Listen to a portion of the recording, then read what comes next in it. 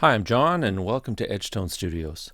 Today I wanted to talk a little bit about monitor switchers. I'm going to try and keep this reasonably short.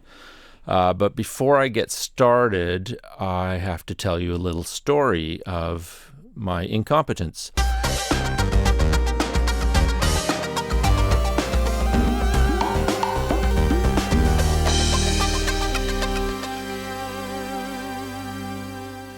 So, after I'd moved the analog desk out of here and put my Studio Live back in place, I wired up my speakers so I could have some music playing while I was re-cabling keyboards and redoing my rack.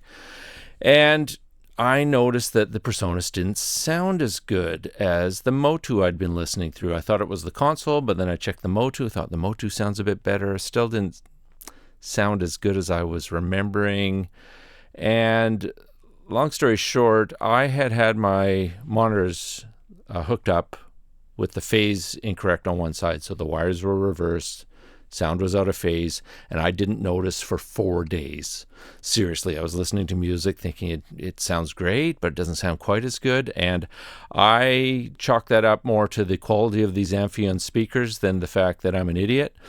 But suffice it to say, during that time, I was trying to figure out why I wasn't getting as good sound as I had. And one of the things I considered was maybe my monitor switcher I was using was causing a problem. And I was using a Coleman Audio M3 PH Mark III. So this is a one rack unit, rack mount monitor switcher, multiple sources, multiple monitors. And I pulled it out and thought, I think that sounds better. I think I think there's something failing on this. I emailed the company. I started looking at other switchers and decided to buy something else.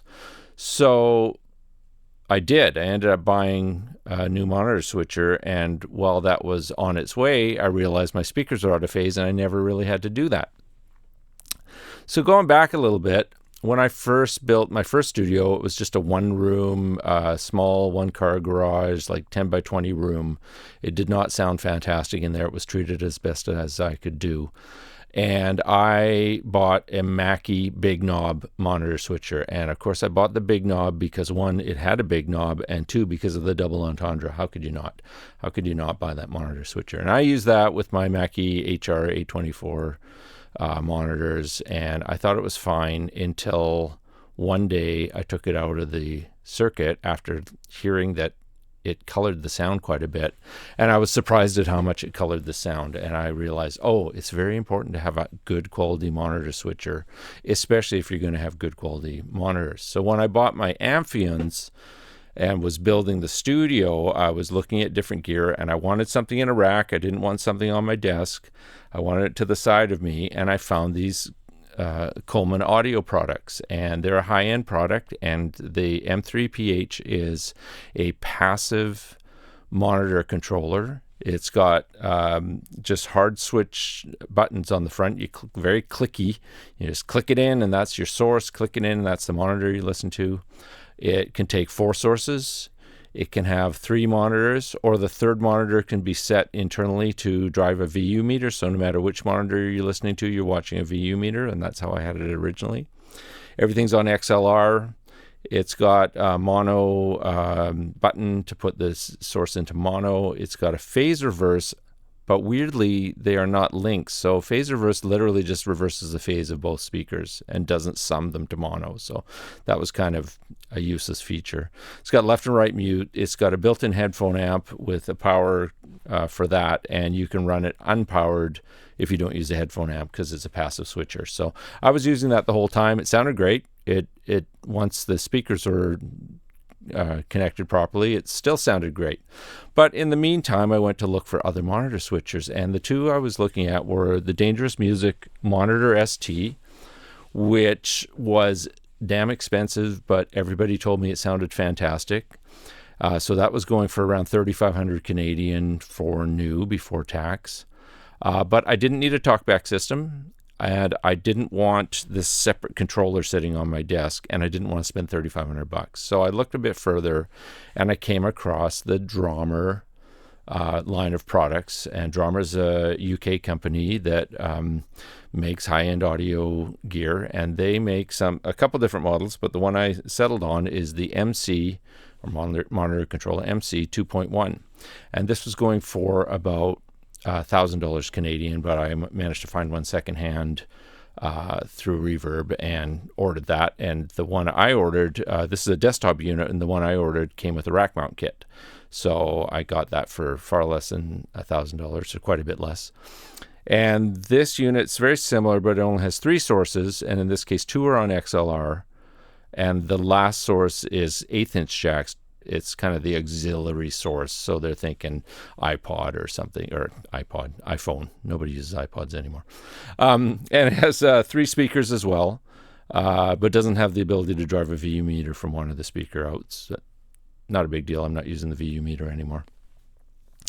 It's got the mono and phase options, but in this case, when you press mono and phase together, it sums them both to one speaker, so you can hear the phase cancellation between your sources for checking mic placement, for checking mixes. Left and right mute. It's got the mute and the dim switches, which the Coleman didn't have, so you could just mute the whole system or dim it by 20 dB. And this one has 2 high-powered headphone amps as well. And in my case, came with a rack kit that lets you rack mount it into 2 rack units, and the 1/8" jacks have a cable that come to the front to be a single stereo 1/4" jack, so that you could plug your sources in there for auxiliary sources.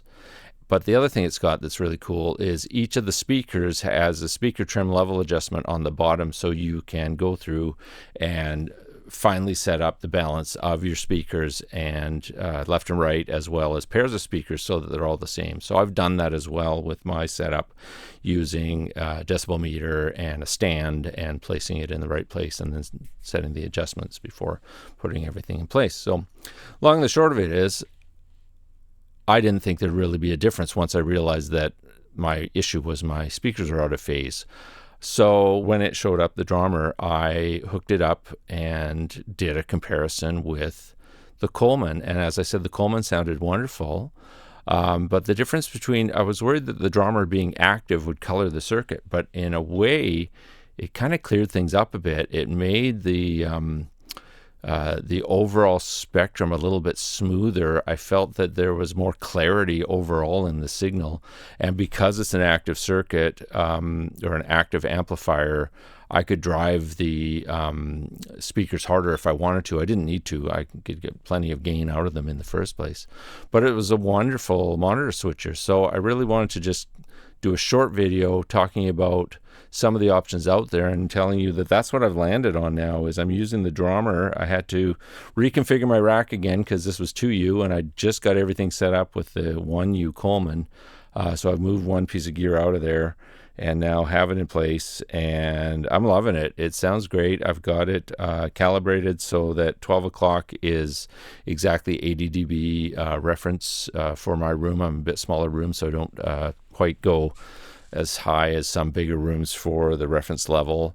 And yeah, it's made a huge difference in the quality of my sound. So keep in mind when you're looking at monitor switchers, there's some options out there, and these Drummer products, you know, not too badly priced compared to some of the things out there. The Coleman, I think, was about $1,500. They're hard to find.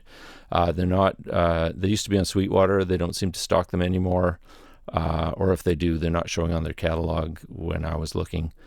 And as I said, the Dangerous Music, wonderful stuff. And if you need TalkBack and some of the other features it has, like hands-on control in front of you rather than maybe your racks are farther away than mine are, that's another option. But you're talking 3.5 times the price of this Drummer unit. And the only issue you might find is that it might be hard to find one in stock. So you might have to wait to get one coming from the UK. So that's my spiel for today. Keep in mind that when you're setting up your system, make sure your monitor switcher is top notch and doesn't color your sound too much. And I like the Drummer. It's great for me. It's my new monitor switcher. I was not expecting to get a new monitor switcher, and now I have a new monitor switcher. That, coupled with the Burl DAC that I put in place, has just upgraded my... That's my phone. Just upgraded my sound quality in here even more, and I'm pretty well set. I don't think I'll change anything about the the setup for playback now that that's the way it is. I have no regrets on these gear choices, and really feel that I've got top-notch stuff in here now to make some top-notch music. Thanks for watching. Thanks for subscribing, those of you who do, and talk to you soon. Bye.